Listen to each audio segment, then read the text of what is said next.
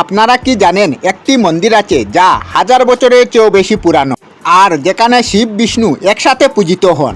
চলুন আজ ঘুরে আসি ভুবনেশ্বরের হৃদয় লিঙ্গেশ্বর মন্দিরে। এই মন্দিরের নাম হয়তো আপনারা সবাই শুনেছেন, যেটা পূর্ব ভারতের রাজ্য ভুবনেশ্বরে অবস্থিত প্রাচীন মন্দিরগুলির মধ্যে অন্যতম। চলুন আজ এই মন্দিরের ইতিহাস, রহস্য আর মন্দির সম্বন্ধে কিছু অজানা বিষয় আপনাদের সামনে আমরা তুলে ধরব। মন্দিরটি লিঙ্গরাজ রূপী শিবকে উৎসর্গিত, ভুবনেশ্বরের অন্যতম গুরুত্বপূর্ণ যুজ স্থাপনা ও অন্যতম প্রধান ধর্মীয় স্থান। লিঙ্গরাজ ভুবনেশ্বরের সবথেকে বড় মন্দির। কেন্দ্রীয় মিনার 108 ফুট উঁচু। মন্দিরটি কলিঙ্গ স্থাপত্যকলা এবং মধ্যযুগের ভুবনেশ্বরের স্থাপত্যশৈলীতে নির্মিত। মনে করা হয় মন্দিরটি সোমবংশী রাজত্বকালে নির্মিত, যা পরবর্তীতে গঙ্গাসাগরের হাতে বিকশিত হয়। মন্দিরটি দেওয়াল শ্রেণীতে নির্মিত। তার 4টি ভাগ রয়েছে, যেগুলি হচ্ছে বিমান, জগমোহন, নাট মন্দির এবং রূপকুণ্ড। ভুবনেশ্বরের একাংশ তীর্থ বলা হয়ে থাকে। 13 শতকে লেখা সংস্কৃত পুঁথি একাঙ্গ্র পুরাণ অনুযায়ী লিঙ্গরাজ মন্দিরটি একাঙ্গা গাছের নিচে অবস্থিত ছিল। প্রতিদিন প্রায় 6000 দর্শনার্থী মন্দির দেখতে আসে। ইতিহাস: লিঙ্গরাজ শব্দের আক্ষরিক অর্থ লিঙ্গের রাজা। লিঙ্গরাজ শিবের প্রতিরূপ, কীর্তিবাসা এবং পরে হরিহর রূপে পূজা করা হতো। তাকে ত্রিভুবনেশ্বর বলা হয়, যার অর্থ হল স্বর্গ, মর্ত্য ও শূন্যলোকের অধিপতি। তার সঙ্গিনী ভুবনেশ্বরী। 11 শতকের শেষে দশক থেকে মন্দিরটি টিকে আছে। মার্গসনের মতে মন্দিরটির নির্মাণ তৈরি করেন ললাটেন্দ্র কিশোরী। 615 থেকে 675 সাল পর্যন্ত রাজত্ব শাসন করেন। জামায়াতকাল জগমোহন এবং মন্দিরের মিনার 11 শতকে নির্মিত হয়। অন্যদিকে বুকমান্ডব 1200 শতকে নির্মিত হয়। এই অঞ্চলে জগন্নাথ দেবের প্রভাব বেড়ে থাকে। মন্দিরের কাজ সমাপ্ত হয় বলে ধারণা করা হয়। গঙ্গা শাসকেরা শৈব ধর্ম অনুশীলন ছিল এবং 1200 শতকে তারা পুরীতে জগন্নাথ মন্দির স্থাপনা করেন। তবে কিছু ধারণা মতে মন্দিরটি 11 শতকের মধ্যে নির্মিত করেন সোমবংশীয় রাজা যজাতি।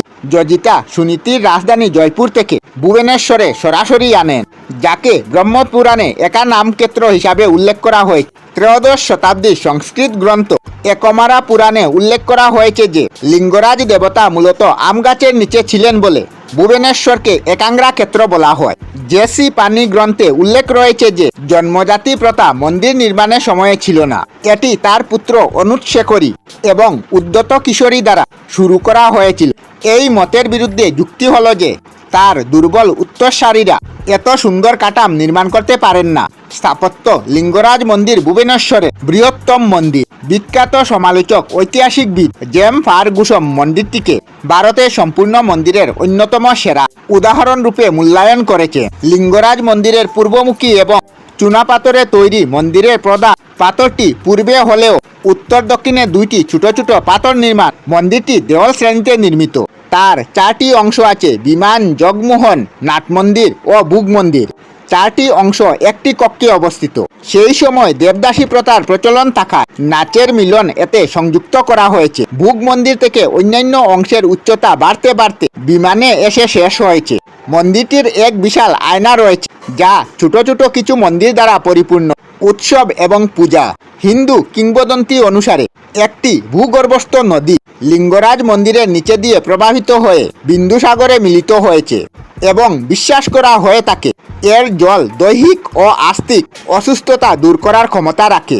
পুকুরের জলকে পবিত্রকরণ করা হয় এবং উৎসব মৌসুমে তীর্থযাত্রীরা ওই পুকুরে পবিত্র স্নান করে থাকে। মন্দিরের প্রধান দেবতা শিব এবং বিষ্ণু উভয় হিসাবে পূজা করা হয়।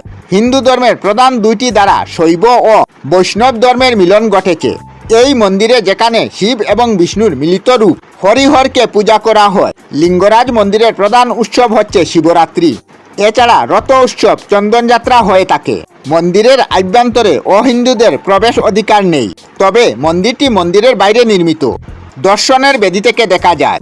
ইতিহাস যখন চোখের সামনে দাঁড়িয়ে থাকে, পাথরের আকারে যখন না দেখে থাকা যায়। লিঙ্গরাজ মন্দির শুধু একটা তীর্থস্থান না, এটা অনুভবের জায়গা, স্থাপত্যের পাঠশালা এবং শিব ও বিষ্ণুর এক অপূর্ব মিলন স্থান। একবার গেলে ফিরে আসার পর মনটা যেন সেখানেই থেকে যায়। তাহলে এবার বলুন, কবে যাচ্ছেন আপনি লিঙ্গরাজ মন্দিরে? আমরা আমাদের চ্যানেলে সব ধরনের ভিডিও আপলোড করি, যেমন ব্লগ, নিউজ, কুকিং ভিডিও, ধার্মিক আলোচনা ইত্যাদি। যদি আপনারা এই ধরনের ভিডিও দেখতে পছন্দ করেন তাহলে এই চ্যানেলটি নিশ্চয়ই সাবস্ক্রাইব করবেন। আমি আপনাদের সাথে বিদায়ক না, আজকের মতো বিদায় নিলাম। আর ভিডিওটি ভালো লাগে লাইক, শেয়ার ও কমেন্ট করবেন। ভিডিওটি সম্পূর্ণ দেখার জন্য অশেষ ধন্যবাদ।